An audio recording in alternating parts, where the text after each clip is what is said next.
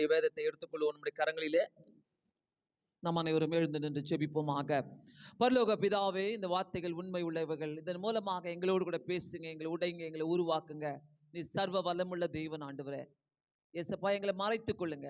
இயேசுவின் நாமத்தினாலே வேண்டிக் கொள்கிறேன் பிதாவே, ஆமென். தயவு செய்து உட்காரலாம்.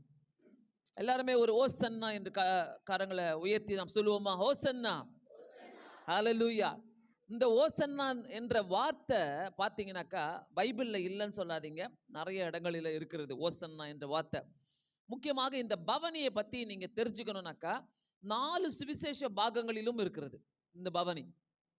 மத்தேயு 21 1-11, லூக்கா 19 28-44, யோவான் 12வது அதிகாரம் 12-19 வசனங்கள் முடிய இந்த 4 சுவிசேஷங்களிலும் கிட்டத்தட்ட எல்லாவற்றிலுமே இது இருக்கிறத நம்ம பார்க்குறோம்.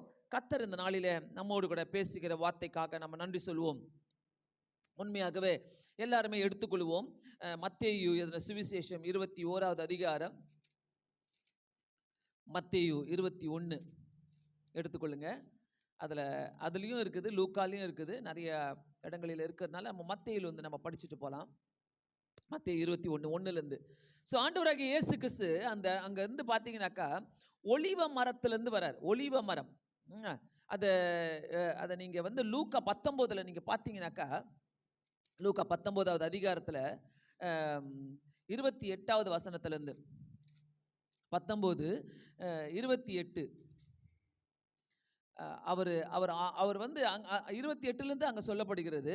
அங்கேயும் பார்த்தீங்கன்னாக்கா ஆண்டவராகிய இயேசு கிறிஸ்து 19வது அதிகாரம் அந்த இடத்துல பார்த்தீங்கன்னா ஆண்டவராகிய இயேசு கிறிஸ்து ஒலிவ மரத்திலிருந்து எருசலேமுக்கு முன்பாக இருக்கிற கெத்ரோன் வழியாக அவர் கழுதை குட்டியின் மேலே ஏறி வருகிறத நம்ம வாசிக்கிறோம். லூக்கா 19வது அதிகாரம், மத்தேயு 21, யோவான் 12வது அதிகாரத்தில் குறிப்பிடப்பட்டிருக்கிறது. ஸோ ஒலிவ மரத்திலிருந்து எருசலேமுக்குள்ளே நுழைகிறார். எருசலேமுக்குள்ள நுழைவது தான். எருசலேமுக்குள்ள எதுக்காக நுழைகிறார்னாக்கா, ஒரு சமாதான பிரபுவாக அவர் நுழைகிறார். அதாவது நிறைய கலவரங்கள் நடந்து கொண்டிருக்கிற நேரங்களில் யார் நமக்கு ராஜாவாக வருவார், அவங்க அந்த ஜனங்க எதிர்பார்த்ததெல்லாம் நாங்க சொல்லுகிறபடி செய்கிற ராஜா வருவார் என்று.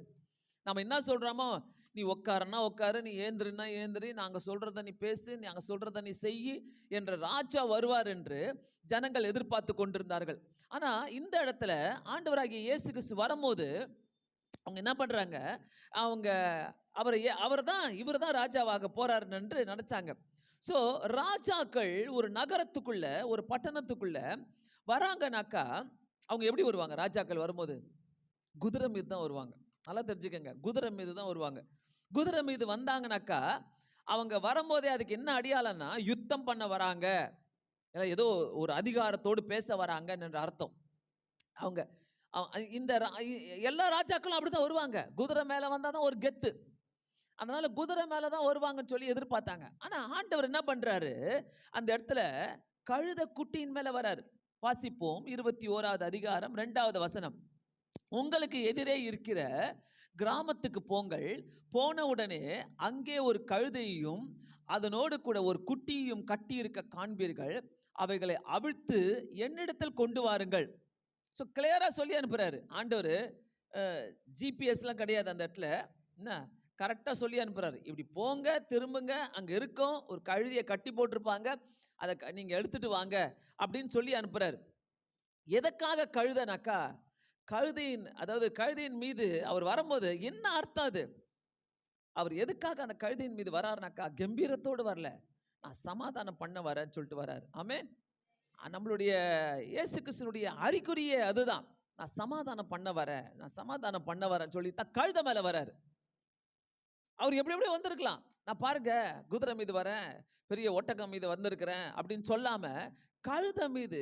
ஏன்னா கழுதையை நம்ம யாரும் என்ன பண்ண மாட்டோம், பெரிய மதிக்கவே மாட்டோம். இன்னைக்கும் கழுதை மதிக்கப்படாத ஒரு பிராணி தான். என்ன, கழுதை திட்டுறத போது கூட என்ன பண்ணுவோம், கழுதை அப்படின்னு திட்டுவோம். ஸோ கர்த்தர் நமக்காக இந்த இடத்துல சமாதானம் பண்ணவும், சமாதான பயணத்தை தொடங்கவும், சமாதான நடை நம்மோடு கூட சேர்ந்து போடவும் தான் இயேசு கிறிஸ்து இங்க வரார். ஸோ சமாதான ஒரு நடை, சமாதானம் பண்ணுகிறதுக்காக வராரு. சங்கீதம் 42வது அதிகாரம் 4வது வசனம், முன்னே நான் பண்டிகை ஆசாரிக்கிற ஜனங்களோடு கூட நடந்து கூட்டத்தின் களிப்பும் துதியுமான சத்தத்தோடு தேவாலயத்துக்கு போய் வருவேனே. இவைகளை நான் நினைக்கும் போது என் உள்ளம் எனக்குள் உருகுகிறது. ஸோ தாவீது ராஜா ரொம்ப அழகாக எழுதுகிறார். பண்டிகை ஆசாரிக்கிற ஜனங்களோடு கூட இன்னைக்கு நம்ம அப்படித்தான் நடந்து வந்தோம். நிறைய பேர் வந்து கலந்து கொண்டீங்க. பண்டிகை ஆசாரிக்கிற ஜனங்களோடு கூட கூட்டத்தின் களிப்பும் துதியுமான சத்தத்தோடு நம்ம என்ன பண்ணோம்? தேவாலயத்துக்குள்ள நம்ம நுழைந்தோம். ஸோ அது நுழையும் போது நம்மளுக்கு அது ஆசீர்வாதமாக இருந்தது. 21வது அதிகாரம், மத்தேயு 21வது அதிகாரம் 1-11. எருசலேமில் இருக்கிறவர்கள் எல்லாரும் கேட்கிறாங்க, அவர் வரும்போது இவர் யார், இவர் யாரு, இவர் யாரு? நிறைய பேருக்கு தெரியல இவர் யாரு. நிறைய பேருக்கு தெரியுது, ஆனா எல்லாரும் கேட்கிறாங்க இவர் யாரு. ஏன்னா எருசலேமில் இருக்கிறவங்களுக்கு அவங்களுக்கு தெரியணும், இவர் வந்து நம்மளை ஆட்சி செய்ய போறாரு, தங்களை மீட்கிற ஒரு ரட்சகர் வருகிறார் என்பது அவங்களுக்கு தெரியணும். எப்படிப்பட்ட ரட்சகர்? அவங்களை மீட்டுக்கொள்ள போகிறாரா? அவங்களுக்கு என்ன செய்ய போகிறாரு? ஸோ ஆனால் தீர்க்க தரிசனமாக சொல்லப்பட்ட வார்த்தைகள் நமக்கு நிறையவே இருக்கிறது. இப்படிப்பட்டவர் ஒருத்தர் வரப்போகிறார் என்று. சாலேமின் ராஜா, சங்கையின் ராஜா, இப்படிப்பட்ட ஒரு ராஜா நமக்கு வரப்போகிறார் என்ற ரொம்ப ஒரு ஆணித்தரமான தீர்க்க தரிசனமான வார்த்தைகளை கூறப்பட்டிருக்கிறது. ஸோ இன்னைக்கு உங்களையும் என்னையும் நம்மளை மீட்டுக்கிறது கொள்வதற்காக ஒரு ரட்சகர் வந்திருக்கிறார். ஆமென், அல்லேலூயா. எத்தனை பேர் நம்புறோம்? நம்ம ஓசனா சொன்னோம்ல, அந்த ஓசனா சொல்லுவதற்கு காரணமே நம்மளை மீட்டுக் கொள்வதற்கு ஒரு ரட்சகர் வந்திருக்கிறார். அல்லேலூயா. நம்மளை மீட்டுக் கொள்வதற்கு ஒரு ரட்சகர் வந்திருக்கிறார். அந்த ரட்சகர் தான் நம்ம இன்னைக்கு அந்த சமாதான பிரபுவாக அவர் வந்தார். எல்லாரும் நினைச்சாங்க இவர் யாரு, இவர் யாருன்னு ஒரு சந்தேகம். அதில் வாசித்தீங்கன்னாக்கா கேட்பாங்க, அந்த இடத்துல கேட்பாங்க இவர் யார் என்று சொல்லி. 10வது வசனம், அவர்கள் எருசலேமுக்குள் பிரவேசிக்கையில் நகரத்தார் யாவரும் ஆச்சரியப்பட்டு இவர் யார் என்று விசாரித்தார்கள். இவர் யார் என்று விசாரித்தார்கள். நல்லா தெரிஞ்சுக்கங்க, இவர் யாருனாக்கா இவர் நம்மளை ரட்சிக்கிறவர் வருகிறார். சொல்லுங்க, இயேசுவே வாரும் என்னை ரட்சியும். ஆமென். அதனால தான் அங்க என்ன பண்றாங்க? ஓசன்னா, ஓசன்னா, எங்களை ரட்சிக்கிறவரை வாரும். அதே மாதிரி இன்னைக்கு நம்ம எல்லாரும் சொல்லுறோமா, ஆண்டவரே இயேசுவே நீர் வாரும் எங்களை ரட்சியும். சொல்லலாமா? எங்களை ரட்சியும். இயேசுவே எங்களுடைய குடும்பத்தை ரட்சியும். ஆண்டவரே இயேசுவே எங்களுடைய சொந்தங்களை ரட்சியும். இயேசுவே எங்களுடைய இந்தியாவை ரட்சியும். இது மட்டும் சத்தமா சொல்றீங்க பாருங்க. மற்றதெல்லாம் சொல்லும் போது சவுண்டே காணும். ஏன்னாக்கா என்னடா இது, நான் சொல்லி தரேன், இதுல எதனா இருக்க போது இல்ல. இன்னைக்கு ஓசன்னா பாடுவது ஒரு ரட்சகர் வந்திருக்கிறார். ஆமென். நம்மளை மீட்டெடுக்க ஒரு ரட்சகர் வந்திருக்கிறார். அந்த ரட்சகரை தான் நம்ம பார்த்துட்டு இருக்கிறோம். இயேசுவே எங்களை ரட்சியும்.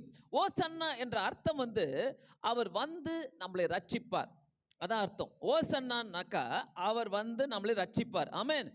என்னடா ஓசன்னான்னு சொல்றாங்க, அது என்ன பாஷையா இருக்கும், என்னவா இருக்கும்? அவர் வந்து நம்மளை ரட்சிப்பார். அதே மாதிரி அநேக வருடங்களுக்கு முன்பாகவே சகரியா தீர்க்கதரிசியினால எழுதப்பட்ட ஒரு தீர்க்க தரிசனம். சகரியா 9வது அதிகாரம் எடுத்துக்கொள்வோம். சகரியா 9வது அதிகாரம் 9வது வசனம் எவ்வளவு அழகா சொல்லப்பட்டிருக்குது பாருங்க. சகரியா 9வது அதிகாரம் 9வது வசனம், சீயோன் குமாரத்தியே மிகவும் களிக்கூறு, எருசலேம் குமாரத்திலே கெம்பீரி, இதோ உன் ராஜா உன்னிடத்தில் வருகிறார், அவர் நீதி உள்ளவரும் ரட்சிக்கிறவரும் தாழ்மை உள்ளவரும் கழுதையின் மேலும் கழுதை குட்டி ஆகிய மரியின் மேலும் ஏறி வருகிறவருமாய் இருக்கிறார். அல்லேலூயா. ஸோ இதை வந்து அப்படியே உங்க கண் முன்னாடி வச்சுக்கோங்க. ஆண்டவராகிய இயேசு கிறிஸ்துவுக்கு முன்னதாகவே சகரியாவில் 9வது வசனத்தில் கூறப்பட்டிருக்கிற ஒரு வசனம். நல்லா ஞாபகம் வச்சுக்கோங்க, தெரியாம இருக்கக்கூடாது. இதெல்லாம் என்ன நம்ம தெரிஞ்சுக்கணும். ஓசன்னா பாடுறோம்னாக்கா இது பைபிள்ல இருக்குது. இப்படிப்பட்ட சம்பவங்கள் ஒரு தீர்க்க தரிசனமாக அது உரைக்கப்பட்டது. அந்த தீர்க்க தரிசன வசனத்தை தான் நம்ம இங்க படித்துக் கொண்டிருக்கிறோம். ஒரு ராஜா வருவார், ஏற்கனவே ஒரு தீர்க்க தரிசனமாக சொல்லப்பட்ட ஒரு வார்த்தை. அவர் எப்படி வருவாரா? சமாதான ராஜாவாக வருகிறார். அல்லேலூயா. அந்த சமாதான ராஜா தான் நமக்கு தேவை. எத்தனை பேருக்கு இன்னைக்கு காலையில சமாதான ராஜா தேவை? ஆமென், அல்லேலூயா. அவர் இந்த உலகத்துல அவர் முதல் வந்தது சமாதான ராஜாவாக. இரண்டாவது அவர் வரப்போகிறது எப்படி வருவார்னாக்கா, இந்த உலகத்தை நியாயம் தீர்க்கும் நியாயாதிபதியாக வருவார். ஆமென். சோ அந்த நேரத்துல தான் அவர் யுத்தம் பண்ண வருவார். அதை தான் நம்ம வெளிப்படுத்தல நம்ம பார்த்துட்டு இருக்கிறோம். இப்பொழுது அவர் சமாதான பிரபுவாக வந்திருக்கிறாரு. வரப்போகிறவர் நீதி உள்ள ராஜாவாக, யுத்தம் பண்ணுகிற ராஜாவாக, நம்மளை நியாயம் விசாரிக்கிற ராஜாவாக வருவார். ஸோ 2 காரியங்களை மறக்கவே மறக்காதீங்க. என்னைக்கெல்லாம் நம்ம ஓசன்னா என்று பாடுகிறோமோ, எங்களை ரட்சிக்க வருகிறவர், எங்களை ரட்சித்தவர், எங்களை எங்களை எங்களை மீட்டுக் கொள்ளுகிறவர் என்று சொல்லுகிறோமோ, அப்பெல்லாம் நம்ம நினைக்க வேண்டிய ஒரு காரியம், இவர் நீதியின் தேவனாக வருவார், இவர் நியாய தீர்க்கிற தேவனாக வருவார், யுத்தம் பண்ணுகிற தேவனாக வருவார். ஸோ இன்னைக்கு அவர் சமாதானத்தை நம்மளுடைய குடும்பத்துல கொடுக்க வந்திருக்கிறார். அல்லேலூயா சொல்லலாம். அல்லேலூயா, அல்லேலூயா. ஒரு குடும்பத்துக்கு தேவையே நிறைய அரிசி, நிறைய பணம், நிறைய இது அது எல்லாம் கிடையாது. ஒரு குடும்பத்துக்கு தேவையே சமாதானம் தான். தீர்க்க தரிசனமாக கர்த்தர் நம்மோடு கூட பேசி கொண்டிருக்கிற வார்த்தை, சமாதான பிரபுவாக நான் இன்னைக்கு நம்மளுடைய குடும்பங்களுக்குள்ள வந்திருக்கிற தேவனாக இருக்கிற அந்த கழுத குட்டியை அவர் விலை கொடுத்து வாங்கல. என்ன பண்றாரு? விலை கொடுத்து வாங்கல. எங்கன்னா காசை கொடுத்து அனுப்பி நீ வாங்கிட்டு வாப்பான்னு சொல்லல. நீங்களாம் இதை கொண்டு வாங்க அப்படிலாம் சொல்லவே இல்லை. எடுத்துக்கொள்வோம் 21வது அதிகாரம், மத்தேயு 21வது அதிகாரத்தில் அவர் என்ன சொல்றாரு என்றால், அந்த இடத்துல அந்த கழுதைய விலை கொடுத்து வாங்கல, ஆனா அந்த கழுதைய கட்டவிழ்த்து விட்டு வாருங்கள். ஆமென். என்ன சொல்றாரு? கட்டவிழ்த்து விட்டு வாருங்கள். அந்த இடத்துல நல்ல ரொம்ப தெளிவா போட்டிருக்கோம். கட்டவிழ்க்க. நீங்க அந்த 2வது வசனத்துல ஒரு குட்டியை கட்டியிருக்க காண்பீர்கள், அவைகளை அவிழ்த்து என்னிடத்துல கொண்டு வாருங்கள். ஆமென். அவிழ்த்து என்னிடத்துல கொண்டு வாருங்கள். நான் இதை எப்படி பார்க்கிறேனாக்கா, இன்று கர்த்தர் நம் பிரச்சனைய கட்டவிழ்க்கிற தேவனாய் இருக்கிறார். அல்லேலூயா, அல்லேலூயா. அதால பிரச்சனையை பார்த்து நீங்க எதுவுமே பயப்படாதீங்க. நான் ஒன்னே ஒன்று சொல்றேன், விசுவாசமோ ஜபமோ இருக்குதுனாக்கா பண்ணிக்கிட்டே இருங்க, பண்ணிக்கிட்டே இருங்க. உங்க கையில ஜபம் இருக்குது, உங்க கையில விசுவாசம் இருக்குது, போதும் ஆண்டவரே, இது போதும், நான் பண்ணிக்கிட்டே இருப்பேன், ஜபத்தை நான் பண்ணிக்கிட்டே இருப்பேன். இங்க ஆண்டவர் சொல்றாரு, நீங்க போய் பாருங்க, ஒரு கட்டவிழ்த்து விட்டு வாருங்க, அந்த கழுதியை கட்டவிழ்த்துக்கிட்டு வாருங்க அப்படின்றார். யார் சொல்றா? சமாதான பிரபு. எருசலேமுக்குள்ள சமாதானத்தை பண்ண வந்தவர் சொல்லுகிறாரு, கட்டவிழ்த்து விட்டு வாருங்க. ஸோ கர்த்தர் இன்னைக்கு நம்மோடு கூட நம்ம ஓசன்னா பாடணும்ல, நமக்கு சொல்லுகிற ஒரு தீர்க்க தரிசனமான வார்த்தை, உன்னுடைய பிரச்சனைகளை கட்டவிழ்க்க நான் வந்திருக்கிறேன். ஆமென். உங்க அற்புதங்கள், அதாவது எங்கேயோ கட்டப்பட்டிருக்கிறது, ஒரு அற்புதம் நடக்க போகுது. நம்ம எதிர்பார்க்கிற அற்புதம் தான் குட்டி குட்டியா இருக்கும், ஆனா கர்த்தர் செய்கிற அற்புதம் பெருசா இருக்கும். அதை நம்ம காண முடியாது. என்னுடைய கண்கள் கண்டதும் இல்லை, என்னுடைய காதுகள் கேட்டதும் இல்லை, என்னுடைய இருதயத்தில் தோன்றதும் இல்லை. அப்படிப்பட்ட அற்புதத்தை தான் அவர் செய்வார். இன்னைக்கு கர்த்தர் நமக்கு சொல்றது, உங்க அற்புதம் எங்கேயோ கட்டப்பட்டிருக்கிறது, எங்கேயோ ஒரு இடத்துல இருக்குது. ஆக மொத்தத்தில் அது உங்க வேலையாகவோ இருக்கலாம், எங்கேயோ ஒரு வேலை உங்களுக்காக கட்டப்பட்டு இருக்கிறது. உங்களுடைய வருங்கால பார்ட்னர், லைஃப் பார்ட்னராக இருக்கலாம், எங்கேயோ கட்டப்பட்டு வச்சிருக்கிறாங்க. அது ஒருவேளை உங்களுடைய வருங்கால வீடு, உங்களுடைய வருங்கால உயர்வு, உங்களுடைய வருங்கால அந்தஸ்து, ஏதோ ஒன்று எங்கேயோ கட்டப்பட்டு வைத்திருக்கிறது. நீங்க அதுக்காக ஜெபித்து கொண்டே இருக்கலாம். ஆனா கர்த்தர் இன்னைக்கு சமாதான ராஜாவாக இன்னைக்கு சொல்லுகிற ஒரு காரியம், நான் கட்ட அவிழ்ப்பேன். அல்லேலூயா. அதை கட்ட அவிழ்க்க நான் உத்தரவு கொடுத்தனாக்கா அது நமக்கு நடக்கும். அல்லேலூயா. அந்த உத்தரவுக்காக தான் நம்ம ஜெபிக்கணும். கடைசி வரைக்கும் ஒரு காரியத்துக்காக நீங்க ஜெபிக்க ஆரம்பிச்சிட்டீங்கன்னாக்கா ஜெபம் பண்ணிக்கிட்டே இருங்க, நிறுத்தாதீங்க. நம்முடைய வேலையை என்ன தெரியுமா, நடுவில் நிறுத்துருவோம். 10 நாள் கூட நம்மளால ஜெபம் பண்ண முடியாது. ஐயோ நடக்கலையே அற்புதம், நடக்கலையே ஆண்டவரே, அற்புதம் நடக்கலையே. நான் சொல்றேன், அநேக வருஷங்கள் கூட நம்ம ஜெபிக்கலாம். ஆனா நம்ம ஜெபிக்கிறோமா? ஆண்டவருக்கு எப்படி தெரியும்னா, நீ தான் கேட்கறதே இல்லையே என்கிட்ட, நீ தான் விட்டுட்டே கேட்கறதே. விசுவாசத்தை கையில பிடிங்க, ஜெபத்தை பிடிங்க, ரெண்டுத்தையும் வச்சுக்கிட்டு போங்க. ஏன்னா நம்ம முன்னோர்கள் அப்படிதான் செஞ்சாங்க. ஆபிரகாம் குழந்தையை பெற்றுக்கொள்வதற்காக 25 வருஷம் காத்திருந்தார். 25 வருஷம். ஏன் நம்ம காத்திருக்க கூடாது? நம்மளுடைய பிள்ளைகளுக்காக, நம்முடைய குடும்பத்துக்காக, நம்முடைய எல்லா சுதந்திரங்களுக்காக, ஆண்டவரே நீ தரப்போகிற எல்லா காரிய அற்புதங்களுக்காக நான் காத்திருப்பேன் ஆண்டவரே. ஆமென். நான் காத்திருப்பேன். ஒரு நாள் எனக்கு செய்வீங்க, எப்படியாச்சும் செய்வீங்க என்ற உத்தரவாதம் நமக்கு இருக்குதுனாக்கா கர்த்தர் சொல்வாரு, போ கட்டவிழ்த்து விட்டு வா. ஆண்டவர் சொல்வாரு, தேவ தூதர்கள் கிட்ட சொல்ல, அன்னைக்கு சீஷர்கள் கிட்ட சொன்னாரு, போய் கட்டவிழ்த்து கொண்டு வாருங்கள். நான் சொல்லுகிறேன், கட்டப்பட்டிருக்கிற ஒவ்வொரு ஆசீர்வாதங்களும் நமக்காக கட்டவிழ்க்க கர்த்தர் ஒருத்தர் இருக்கிறார். இன்னைக்கு பாடணும்ல, ஓசன்னா ஓசன்னா ஒரு தெருவே நம்ம பாடிட்டு வந்தோம்ல, அந்த ஓசன்னாவின் மகாராஜா சமாதான பிரபு நம்முடைய தேவைகளை கட்டவிழ்க்க வல்லவராய் இருக்கிறார். ஹல்லேலூயா. இந்த ஆண்டவர் எல்லா காரியங்களையும் பார்த்து நமக்கு என்ன சொல்ல போகிறான்னா, அது கர்த்தருக்கு தேவை. அது கர்த்தருக்கு தேவை. என்ன சொல்றாரு அங்க பாருங்க, ஒருவன் உங்களுக்கு ஏதாயிலும் சொன்னால் இவைகள் ஆண்டவருக்கு வேண்டுமென்று சொல்லுங்கள். ஆமென். ரொம்ப அழகா இருக்குதுல்ல. யாருன்னா கேட்டாங்கன்னா, அந்த கழுதை குட்டியை நீங்க ஏன் அவுத்துக்கிட்டு போறீங்க? அது ஆண்டவருக்கு வேணும். யார் அந்த ஆண்டவரு? யார் அந்த ஆண்டவரு? கேட்டு பார்த்தீங்கன்னா தெரியும். யார் அந்த ஆண்டவரு? அந்த ஆண்டவர் தான் அந்த சீஷர்கள் விசுவாசிக்கிற ஆண்டவர். அந்த ஆண்டவருக்கு தேவன் மட்டும் சொல்லுங்க. எதுவும் சொல்லாதீங்க, வேற எதையும் பேசாதீங்க. நான் சொல்றேன், நம்மளுடைய ஆசீர்வாதங்கள் கட்டப்பட்டிருக்கிறதுனாக்கா, நம்ம இன்னும் அந்த ஆசீர்வாதங்களை பார்க்காம இருக்கிறோம்னாக்கா, கர்த்தர் சொல்லுகிற ஒரு வார்த்தை என்ன தெரியுமா? அது ஆண்டவருக்கு தேவை. கொண்டு வந்து கொடுங்க. கொண்டு வந்து நம்மளுடைய பிள்ளைங்க கிட்ட கொடுங்க. அது அவங்களுக்கு தேவை. ஏன்னாக்கா நம்ம கிட்ட ஏன் அதை கொண்டு வந்து கொடுக்கணும் சொல்றாருனாக்கா, நம் மூலமாக அவருடைய நாமம் மகிமைப்படணும். அல்லேலூயா. நம் மூலமாக அவருடைய நாமம் மகிமைப்படுவதற்காக அதை கட்டவிழ்த்து கொண்டு வாருங்க. கேட்டா அது தேவை ஆண்டவருக்கு. என்னுடைய நாமம் மகிமைப்படுவதற்காக தேவை என்று சொல்லுங்க. ஸோ நிறைய பேருக்கு ஒன்றும் புரியாது. ஆண்டவரே நாங்கள் என்ன பண்ண போறோம்? என்ன சொல்றது? எப்படி சொல்றது ஆண்டவரே? அவங்க கேட்டா என்ன சொல்றது? நாங்க எடுத்துக்கொண்டு அவங்க சொல்லுவாங்க, நீங்க போய் கட்டவிழ்க்கும் போது அவங்க சொல்லுவாங்க, எடுத்துக்கிட்டு போங்க, எடுத்துட்டு போங்க, கொண்டு போங்க. இது அங்க வாசிக்கலாம். அத 3வது வசனம், ஆண்டவருக்கு வேண்டுமென்று சொல்லுங்கள், உடனே அவைகளை அனுப்பி விடுவான் என்று சொல்லி அவர்களை அனுப்பினான். ஆமென். உடனே கர்த்தர் தருவாரு. உடனே கர்த்தர் தருவாரு. ஆனா தேடுகிற ஒரு இடம் இருக்குது. ஆண்டவர் அவங்களுக்கு தேட விடல.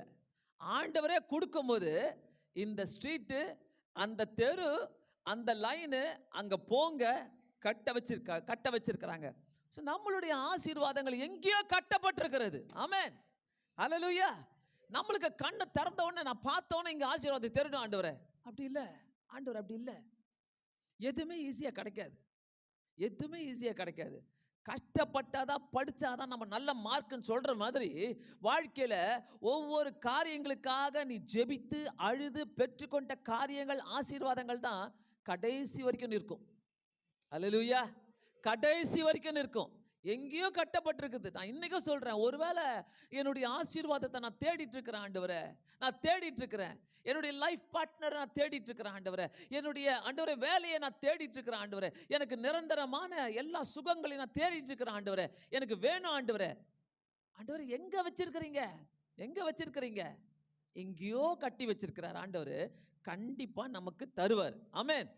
ஆனா திரும்ப நான் சொல்றேன், ஜெபத்தையும் விசுவாசத்தையும் ஒரு நம்பிக்கையும் விடவே விடாதீங்க. விடவே விடாதீங்க. கர்த்தாவே நீர் அற்புதம் செய்யும் வரை நான் உங்களை விட மாட்டேன். நல்லா இருக்குதுல்ல அந்த ஜெபம்? நான் உங்களை விட மாட்டேன். நீங்க அற்புதம் செய்யற வரைக்கும் நான் விட மாட்டேன். அல்லேலூயா. அங்கதாங்க நம்ம நிறைய பேர் தோத்துறோம். நிறைய பேர் தோத்து போறதுக்கு காரணமே, அந்த என்னைக்கு நீங்க முடிவு எடுக்கிறீங்களோ, என்னைக்கு நீங்க முடிவு எடுத்து இல்ல ஆண்டவரே நான் இப்படியே இருக்கிறேன் ஆண்டவரே, நான் உங்களை தான் நம்புவேன் ஆண்டவரே. ஐயோ நிறைய டிஸ்டர்பன்ஸ் வரும். நிறைய பேர் வந்து பேசுவாங்க, இது நல்லா இல்ல, அது நல்லா இல்ல, இப்படி குறை அப்படி குறை எல்லாத்தையும் சொல்லுவாங்க. நான் சொல்றேன், உங்க கண்ணு மேல மட்டும் பார்க்கட்டும். அன்னைக்கு நான் வெள்ளிக்கிழமை ஒரு வாசனத்தை எடுத்தேன். புதன்கிழமை, அதாவது ஆபிரகாம கர்த்தர் வெளியே கூட்டு வந்து ஆபிரகாம் சொல்றாரு, நான் உனக்கு கேடகம் பலனுமா இருக்கிறேன். ஆதியாகமம் 15வது அதிகாரத்துல 2வது வசனத்துல 1வது வசனத்துல நான் உனக்கு கேடகம் பலனுமா இருக்கிறேன் சொல்லிட்டு ஆண்டவர் ஆபிரகாம் கேட்கிறாரு, எனக்கு தான் குழந்தை இல்லையே, எனக்கு தான் குழந்தை இல்லையே. அதுக்கு ஆண்டவர் 5வது வசனத்துல 5வது வசனத்தை வெளியே கூட்டிட்டு வந்து, நீ வெளியே வா, வீட்டுல இருந்து வெளியே வா, ஃபர்ஸ்ட் மேல பாரு, அண்ணாந்து பாரு, அண்ணாந்து பாரு, இந்த நட்சத்திரங்கள் உனக்கு என்ன கூடுமா, என்ன முடியுமா? என்ன முடியாது ஆண்டவரே. இதான் உன் சந்ததி, இதான் உன் சந்ததி. கர்த்தர் ஆசீர்வதிக்கும் போது நினைக்காததான் காட்டுவார், ஆனா காட்டி கொடுப்பாரு. அதுதான் உன் ஆசீர்வாதம், அதுதான் உன் ஆசீர்வாதம். சோ நான் சொல்றேன், விசுவாசிக்கிறீங்கனாக்கா கர்த்தர்ட்ட பெருசா எதிர்பாருங்க. ஹல்லேலூயா. சும்மா குட்டியாலாம் எதிர்பார்த்து உட்கார்ந்துருக்காதீங்க. நம்மளுடைய ஸ்டைலே அதுதான். என்னன்னா நடந்துக்கிட்டோம், நான் உங்களை விட மாட்டேன் ஆண்டவரே, நான் உங்களை விடவே மாட்டேன். ஏன்னா ஒரு முறை கொண்டு வந்து வெளியே காட்டிட்டீங்க, ஒரு முறை வெளியில கொண்டு வந்த ஒரு ஒரு ஒரு ஒரு ரசிக்க வச்சுங்க, ஒரு டேஸ்ட்டை காட்டுனீங்க, ஒரு மிரக்கல. நான் இதுக்கு உங்களை விடணும்? உங்களோட உலகத்துல பெருசா செய்யறவங்க யாருமே கிடையாது. உங்களோட ஒரு அதிசயத்தை செய்யறவங்க யாருமே கிடையாது. ஆனால் நான் உங்களை விட மாட்டேன். நீங்க தான் எனக்கு செய்ய முடியும். இந்த அறிகுறி உனக்குள்ள இருந்துச்சுனாக்கா கர்த்தர் உனக்காக யுத்தம் பண்ணுவார். அல்லேலூயா. என்னன்னா சொல்லட்டும், என்னன்னா பேசட்டும், எப்படின்னா இருக்கட்டும், ஆண்டவரே எனக்கு தெரியாது, நீங்க மாத்தி போட வல்லவராய் இருக்கிறீர். அல்லேலூயா. தாவீது கோலியத்தை நோக்கி போனப்போ எல்லாரும் கிண்டல் பண்ணாங்க. உன்னால முடியாது, நீ சின்ன பையன், நீ போ, உனக்கு என்ன வந்து உனக்கு ஒரு ஒரு ஒரு யுத்தத்துக்கு போட்டுட்டு வர ட்ரெஸ் கூட உனக்கு இல்ல, நீ போ நீ. இவர் அப்படியே பிஸ்தா மாதிரி வந்து நிற்கிறாரு. ஏன்னா நான் சேனைகளின் தேவனாகிய இஸ்ரவேலின் தேவனுடைய நாமத்தினாலே நான் உன்கிட்ட வரேன். நான் யார் மூலமா வரல. அந்த வைராக்கியம் நமக்கு தேவைங்க. காலையில சோர்ந்தே போவாதீங்க. யாரும் டல்லாலாம் ஆகாதீங்க. ஐயோ ஆண்டவரே நான் நினைச்ச மாதிரி நடக்கலையே நினைக்காதீங்க. கர்த்தர் எல்லாத்தையும் செய்ய வல்லவராக இருக்கார். நீ மட்டும் நம்பிக்கையா இருக்கிறனாக்கா, கர்த்தரோடு நான் நிக்கிறனாக்கா, ஆண்டவரே கர்த்தர் உனக்காக யுத்தம் பண்ண வல்லவராக இருக்கிறார். கர்த்தர் மன்னிக்கிறவருங்க. கர்த்தர் மறுக்கிறவர், மறந்து போகிறவர். கர்த்தர் அப்படியே கேரி பண்றவரே கிடையாது. நீ பண்ணல, நீ செஞ்சல்ல, நான் வச்சு வாங்குற மாதிரி சொல்ற தேவனே கிடையாது. அல்லேலூயா. இந்த காலை நேரத்தில் அந்த சமாதான பிரபு நம்ம வீட்டுக்குள்ள வரட்டும், நம்முடைய உள்ளத்துல, நம்முடைய இல்லத்துல ஆட்சி செய்யட்டும். உண்மையாக சொல்லுகிறேன், இந்த இடங்களில இந்த சமாதான பிரபு வந்தப்போ அவங்க, அதாவது இந்த சகரியால சொல்றாரு, இந்த சகரியால பார்த்தீங்கன்னாக்கா அவர் எப்படிப்பட்டவராக வருகிறாரு? நீதியின் ராஜாவாக. அதை எடுத்து வச்சுக்கோங்க, ஏன்னா அந்த வசனத்தை நான் அடிக்கடி கோட் பண்ண போறேன். 9வது அதிகாரம் 9வது வசனத்தில் பார்த்தீங்கன்னாக்கா ரொம்ப அழகா இருக்குது. நம்முடைய வாழ்க்கையிலும் நம்ம மேலு அவர் மகிமைப்படதா வருகிறார். ஆமென். அல்லேலூயா. அல்லேலூயா. சத்தமே கேட்கலையே. ஆமென். அல்லேலூயா. இவைகள் ஆண்டவருக்கு வேண்டும் என்று சொல்லுங்கள். தீர்க்கதரிசனமாக சொல்றார், இவைகள் ஆண்டவருக்கு வேண்டும். நம்முடைய அற்புதங்களை அவர் அங்க எங்கேயோ கட்டி வச்சிருக்கிறாருனாக்கா அந்த அற்புதம் எனக்கு வேணும்னு சொல்லுங்க. எனக்கு வேணும் ஆண்டவரே. ராஜா, அதாவது அவரு அது மேல உட்கார்ந்து வராரு, அந்த கழுதையின் மேல உட்கார்ந்து வராரு. அந்த கழுதையை கட்டவிழ்த்து வந்தவொடனே அந்த கழுதை மேல உட்கார்ந்துட்டு வராரு. அதே மாதிரிதான் நம்ம மேல அவர் அற்புதத்தை செஞ்சு அந்த மகிமையை நம்ம மேல வைத்து அவரும் நம்மோடு கூட சேர்ந்து மகிமைப்படுவார். அல்லேலூயா. நம்முடைய வாழ்க்கையிலும் அவர் நம்ம மேல மகிமைப்படதான் நிறைய நன்மைகளை நமக்காக செய்யறதுக்காக தான் அதை கட்டவிழ்த்து கொண்டு வர சொல்லுகிறார். சகரியா 9வது அதிகாரம் 9வது வசனத்திலோ, இதோ உன் ராஜா உன்னிடத்தில் வருகிறார். ஆமென். ஆமென். நீ காலையில சொல்லாமா, இதோ உன் ராஜா என்னிடத்தில் வருகிறார். கேட்கலையே. இதோ அந்த ராஜா என்னிடத்தில் வருகிறார். அவர் யாரா? அங்க போட்டிருக்குது பாருங்க 9வது வசனத்துல, நீதியின் ராஜாவாக வருகிறார். ஆமென். அவர் யாரு? நீதியின் ராஜா. எருசலேம் குமாரத்தியே கம்பீரி, இதோ உன் ராஜா உன்னிடத்தில் வருகிறார். அவர் நீதி உள்ளவரும் ரட்சிக்கிறவருமாயிருக்கிறார். ஆமென். ரட்சிக்கிறவருமாயிருக்கிறார். தாழ்மையோடு வருகிறார். தாழ்மையோடு கழுதை குட்டியின் மேல ஏறி வருகிறார். அந்த வசனத்துல போட்டிருக்கிறது. சோ ரொம்ப நாளா நம்மளுடைய வாழ்க்கையில ஒருவேளை அந்த அவர் அற்புதம் செய்யறதுக்கும் கொண்டு வருவதுக்கும் அவர் அந்த இடத்துல நம்ம காத்திருக்கிறதுக்கும் நிறைய வித்தியாசங்கள் இருக்குது. ஒரு நீதியின் ராஜா வராரு. முதலாவது வந்து அவர் மகிமைப்பட வந்தாரு. ரெண்டாவது காரியம் பார்த்தீங்கன்னாக்க, இந்த இடத்துல ஒரு 10 வருஷமா ஒரு காரியத்துக்காக ஜோம் பண்ணிட்டு இருக்கிறீங்க. ஒருவேளை நம்ம இப்படி எடுத்துக்கலாம், ஆண்டவரே 10 வருஷமா எனக்கு ஒரு பிரேஸ்லெட்டு, எனக்கு ஒரு பேங்கிள் வாங்கணும், இல்லை எனக்கு ஒரு நல்ல ஒரு செயின் வாங்கணும்னு சொல்லி நான் ஜோம் பண்ணிட்டு இருக்கிறேன் அப்படின்னு நீங்க சொல்றீங்க.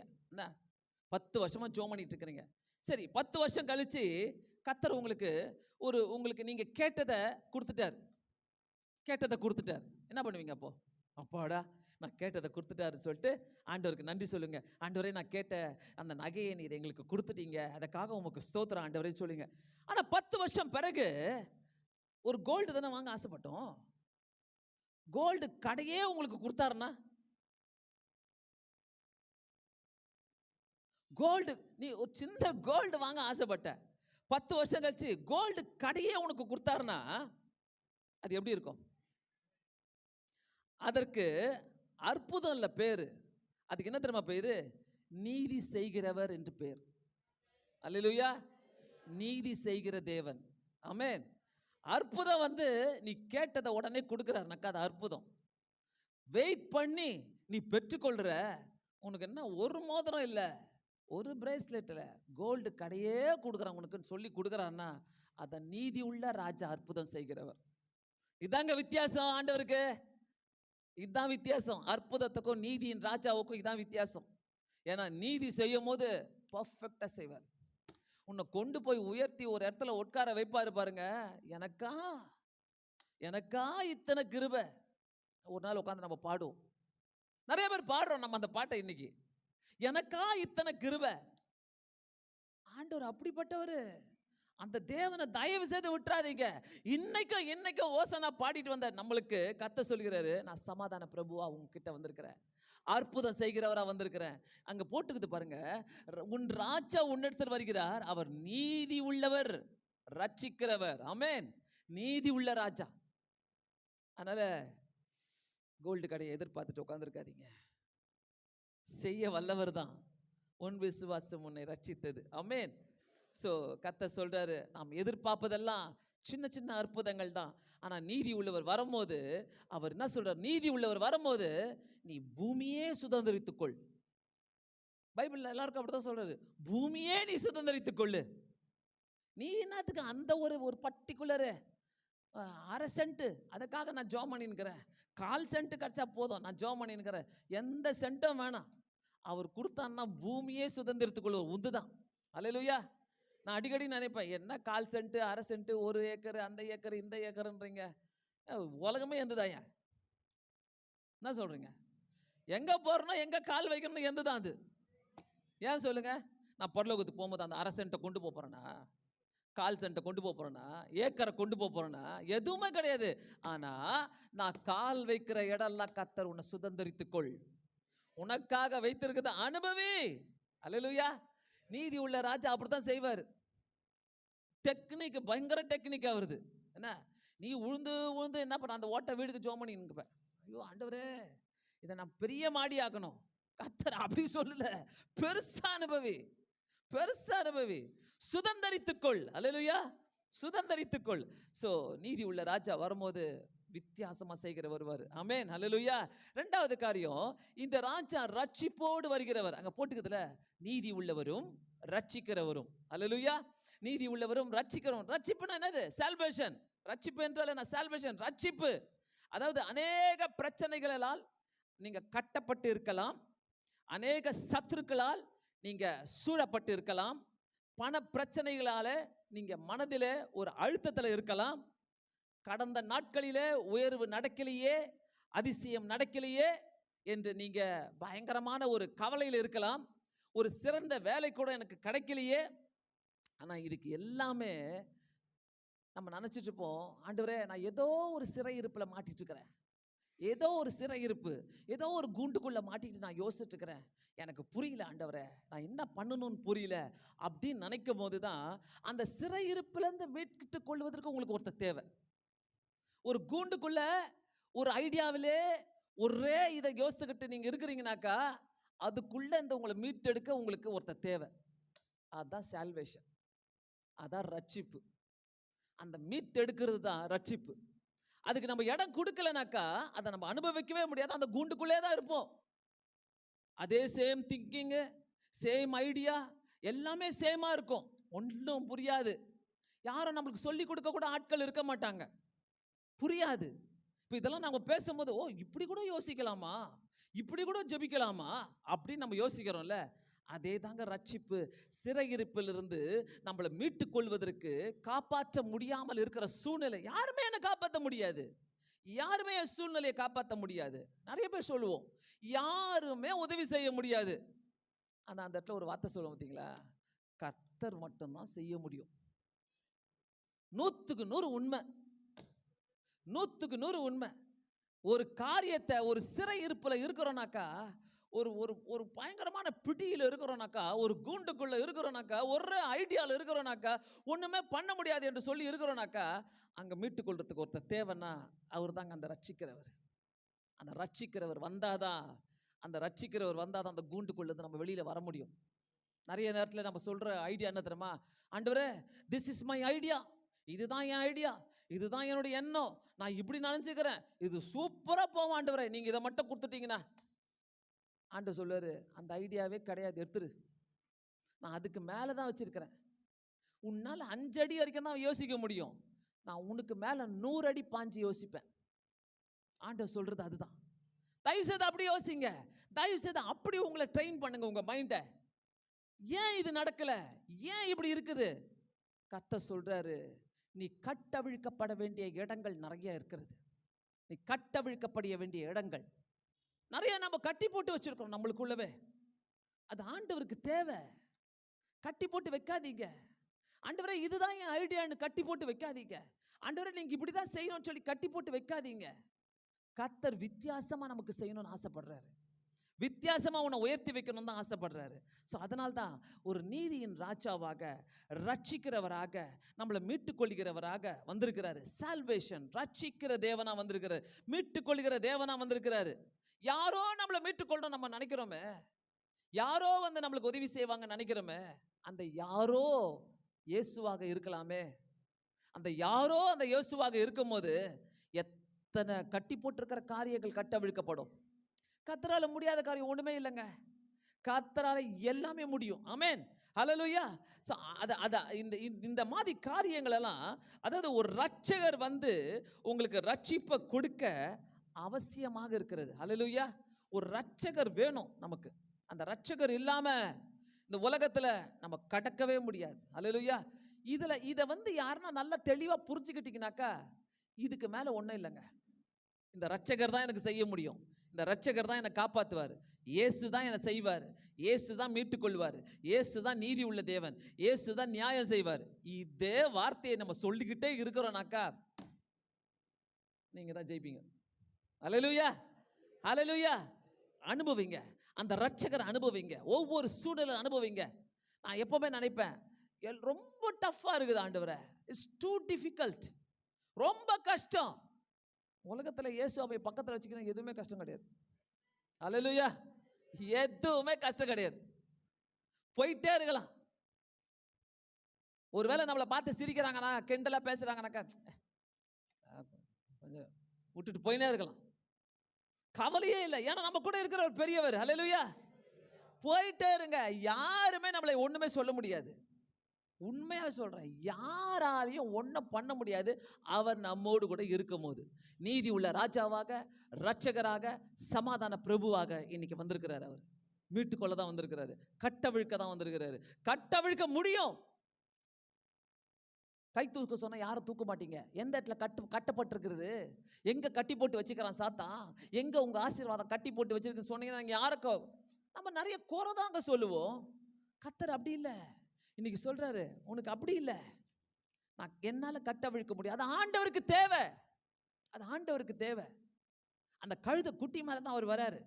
தயவுசெய்து சொல்றேன், இந்த ராஜாவை தயவு செய்து அனுபவிங்க. ஆண்டவரே, அந்த ராஜா வரும்போது அன்னைக்கு கழுத குட்டியின் மேல வந்தார்ல, பெரிய பெரிய அரிவாளை எடுத்துட்டு வரல, பெரிய கத்தியை எடுத்துட்டு வரல, பெரிய துப்பாக்கி எடுத்துட்டு வரல, எதுவுமே கொண்டு வரல, சாதாரணமா வராரு, சாதாரணமா வராரு. அந்த ஜனங்க அவருக்கு என்ன பண்றாங்க, பவனி போறதுக்கு தங்களுடைய துணிகளெல்லாம் விரிக்கிறாங்க.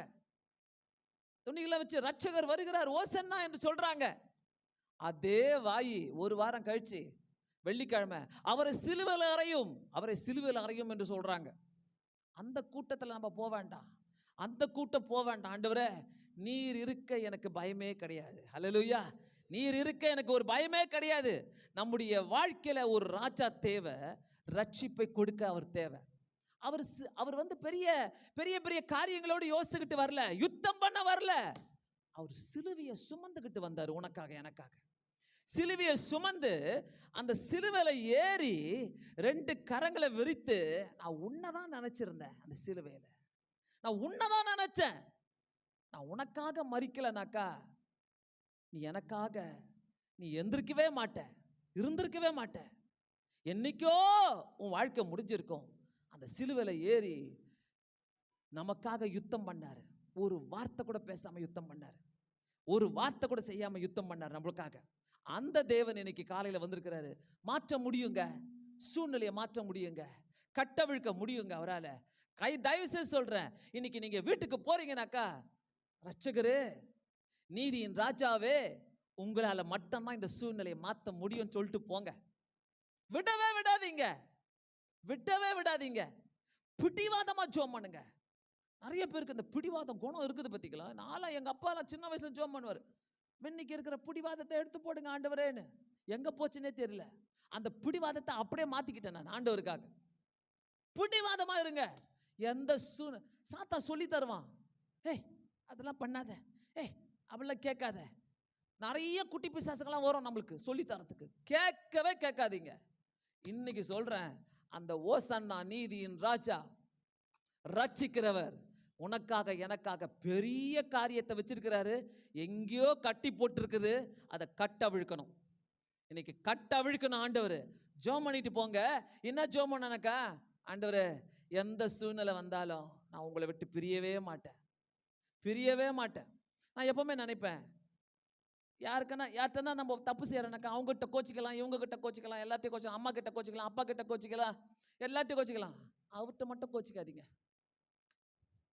அந்த கோச்சிக்கிறத அவர்கிட்ட மட்டும் காட்டிக்காதீங்க. வேணவே வேணாம். ஆண்டவரே நீங்க இல்லாம நான் வாழவே முடியாது. என் ஜீவன் நீங்க தான். ஆபிரகாம் கதை தான் சொல்றாரு கர்த்தர், நான் உனக்கு கேடகமா இருப்பேன், உனக்கு பலனுமா இருப்பேன். ஆபிரகாமுக்கு சொல்றாரு, தாவீதுக்கு சொல்றாரு. தாவீது சொல்ற, என் பலனாகிய கர்த்தாவேன்னு சொல்லி கூப்பிடுவாரு. அவர் தாங்க பலனு, அவர் தான். சுத்தி வளைச்சி எங்க போனாலும் ஏசப்பா நீங்க தான், நீங்க தான். சரண்டர் ஆயிட்டோம். நீதியின் ராஜாவாக, சமாதானத்தின் தேவனாக, சமாதான பிரபுவாக நம்ம வீட்டுக்குள்ள வந்து ஆட்சி செய்வாருங்க. அவரு நம்ம வீட்டுக்குள்ள, நம்மள உள்ளத்துல இல்லத்துல வந்து ஆட்சி செய்வாருங்க. விட்டுறாதீங்க அந்த கடவுளை, ஒரு நாள் விடாதீங்க. எந்த சூழ்நிலை வந்தாலும் விடாதீங்க. ஆண்டவரே எப்படி இருந்தாலும் நான் உமக்காக, ஆண்டவரே நான் உமக்காக வாழ்வேன், உமக்காக சொல்லிக்கிட்டே இருங்க. ஆண்டவர் உங்க ஒருத்தரையும் நம்பிட்டோம், ஒருத்தரையும் நம்பிட்டோம். நீங்க என்ன நம்புங்க ஆண்டவரே. நம்புகிற பாத்திரமாக நம்ம இருக்கிறோம்னாக்கா, கழுத குட்டியின் மேல இல்ல, கம்பீரத்தோடு வந்து நம்மளை கூட்டிட்டு போவார். அவரு சும்மா இல்ல, அழகா வந்து நம்மளை கூட்டிட்டு போவார். அவர் வருகையின் நாளில. விட்டுறாதீங்க. விசுவாசிக்கிற தேவனை என்னைக்குமே விட்டுறாதீங்க. அந்த விசுவாசிக்கிற தேவன் மட்டும்தான் உங்களுக்கு அற்புதம் செய்ய முடியும். நான் மாத்திக்கிறேன் ஆண்டவரே, என் பேச்சை மாத்திக்கிறேன், என் நடைய மாத்திக்கிறேன், என் உடைய மாத்திக்கிறேன், எல்லாத்தையும் மாத்திக்கிறேன். கண்களை மூடி நாம் ஜெபிப்போமாக. பரலோக பிதாவே, அப்பா நீ நீதியின் ராஜாவாக, சமாதானத்தின் தேவனாக வந்ததுக்காக சோதரன். எங்களை ரட்சிக்க வந்தவர் ஐயா. நாங்க உங்களை விடவே கூடாது. எங்களுக்கு நீங்க தேவை, நீங்க தேவை. கட்டவிழ்க்கப்படாத இடங்கள் நிறைய இருக்கிறது, அது கட்டவிழ்க்கப்படணும் ஆண்டவரே. அது உமக்கு தேவை ஆண்டவரே. உம்முடைய நாம மகிமைப்படட்டும். எங்களை அர்ப்பணிக்கிறோம். இயேசுவின் நாமத்தினாலே வேண்டிக் கொள்கிறேன் பிதாவே, ஆமென்.